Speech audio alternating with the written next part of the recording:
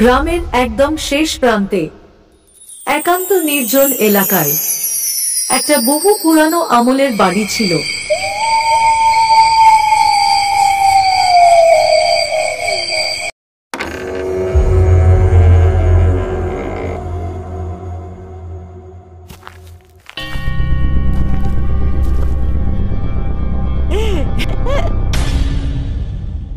কেউ আছে এখানে?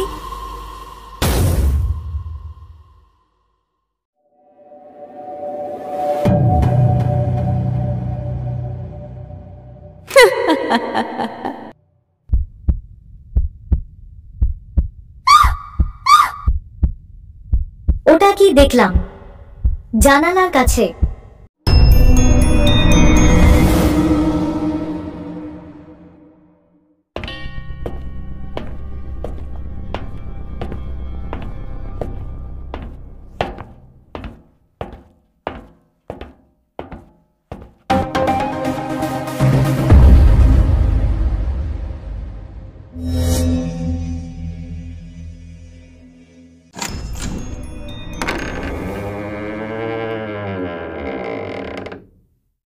ঘরের ভেতর অন্ধকার।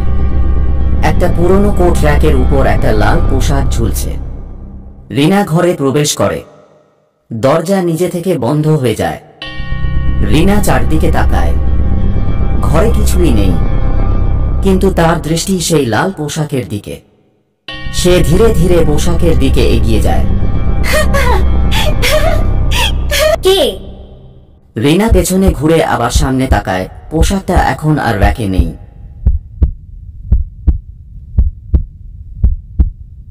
রিনা ভয়ে তাড়াতাড়ি ঘর থেকে বেরিয়ে আসে। রিনা দৌড়ে সিঁড়ি বেয়ে নিচে নেমে আসে, কিন্তু হঠাৎ সে মুখোমুখি হয় সেই লাল পোশাক পরা বাচ্চার সাথে। তার মুখ ঢেকে আছে, হাত থেকে রক্ত পড়ছে।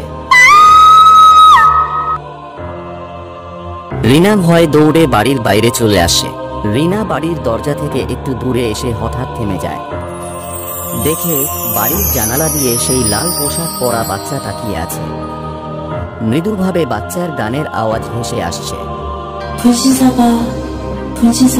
সেই গান রিনার শৈশবের একটি পুরনো গান, যা রিনার মা গাইতেন। হঠাৎ তার পেছন থেকে একটা শীতল স্পর্শ অনুভব করে। সে ধীরে ধীরে ঘাট ফিরিয়ে দেখে কেউ দাঁড়িয়ে আছে, কিন্তু তার মুখ দেখা যাচ্ছে না।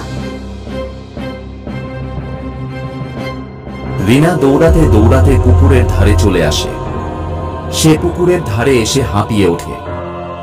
হঠাৎ পুকুরের জল থেকে একটা হাত বেরিয়ে আসে, যা রিনার পায়ের কাছে এসে ধরে।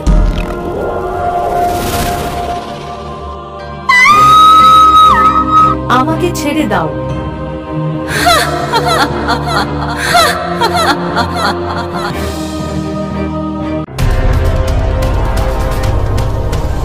রিনা দৌড়াতে দৌড়াতে পাশের একটা পুরানো মন্দিরের কাছে চলে আসে। নিঃশ্বাস নিতে খুব কষ্ট হচ্ছে। হাঁপাতে হাঁপাতে মন্দিরের ভিতরে চলে আসে। মন্দিরের ভিতরে একজন বয়স্ক পুরোহিত বসে মন্ত্র পাঠ করে চলেছে। ওম কালী কালী মহাকালী কালিকে বাপহারিণী ধর্মার্থ মোক্ষদে দেবী নারায়ণী নমস্তুতে। আমাকে বাঁচান ঠাকুর মশাই, ওরা আসছে, ওরা আমাকে মেরে ফেলবে। মা তুমি ভয় পেও না, কিছু হবে না তোমার। দেবী মা আছেন তো। তবে তোমাকে একটা কাজ করতে হবে।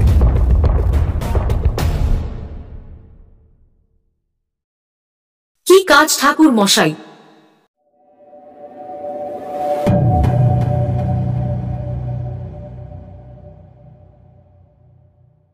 এই তাবিজটা তুমি এখন পরে নাও।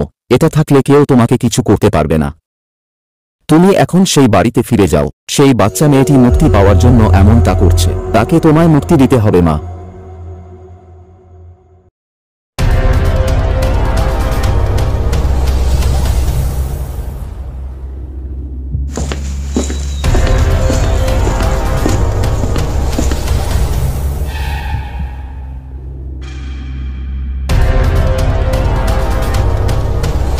রিনা মনে অনেক সাহস নিয়ে আবার ফিরে আসে সেই বাড়িতে। ঘরে ঢুকে চারিদিকে খুঁজে বেড়ায়। কিছুক্ষণ পরে সেই মেয়েটি রিনার সামনে আসে। রিনা তার সাথে কথা বলার চেষ্টা করে। তুমি এইভাবে কষ্ট পাচ্ছ আমি বুঝতে পারিনি। আমি তোমাকে মুক্তি দিতে চাই। এই কথা বলে রিনা সুযোগ বুঝে পুরোহিত এর দেওয়া সেই তাবিজটা বাচ্চা মেয়েটাকে পরিয়ে দেয়। তারপর বাচ্চা মেয়েটি চিৎকার করে ওঠে। তারপর ধীরে ধীরে বাতাসের সাথে হাওয়ায় মিলে যায়। তারপর রিনা ওই বাড়ি থেকে বেরিয়ে আসে।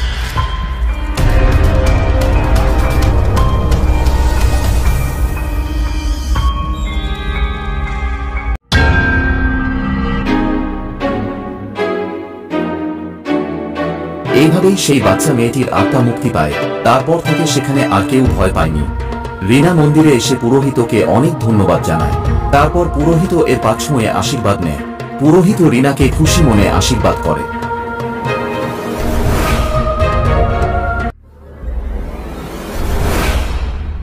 আজকের গল্প এখানেই শেষ করছি বন্ধুরা। খুব তাড়াতাড়ি আবার দেখা হবে। বিদায় বন্ধুরা, চ্যানেলটি সাবস্ক্রাইব করে দেবে প্লিজ। SR খরচন video.